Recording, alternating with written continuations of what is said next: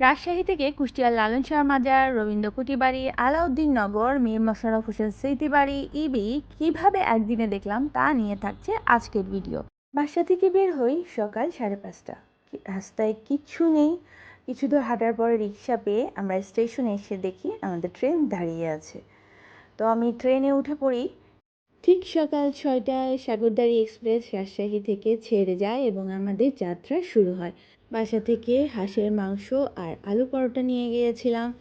সেটা ভাগাভাগি করে খাওয়া, বাড়ির দৃশ্য অবলোকন এবং অনেক অনেক গল্প করতে করতে হঠাৎ দেখা মেলে পারমাণবিক বিদ্যুৎ কেন্দ্র রূপপুরের।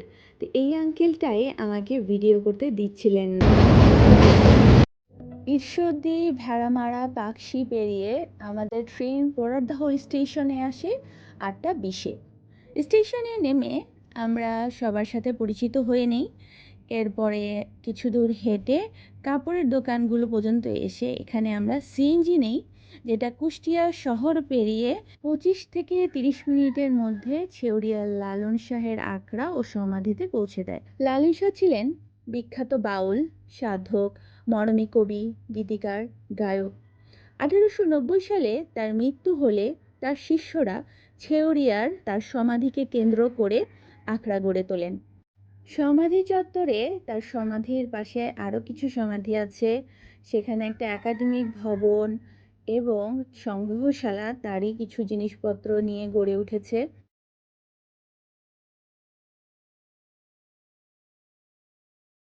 আছে একটা খোলা জায়গা যেখানে সাধকরা তার সঙ্গীত সাধনা করেন।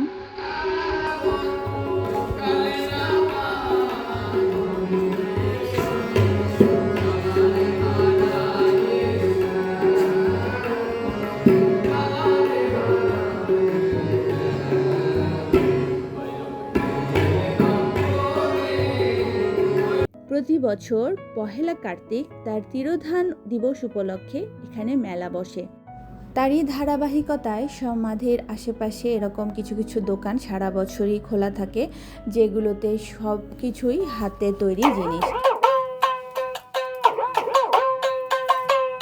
কালীগঙ্গা নদীর একটা বড় অংশ ভরাট করে খেলার মাঠ তৈরি করা হয়েছে। এখানেই 3 দিন ব্যাপী বিশাল মেলার আয়োজন করা হয়।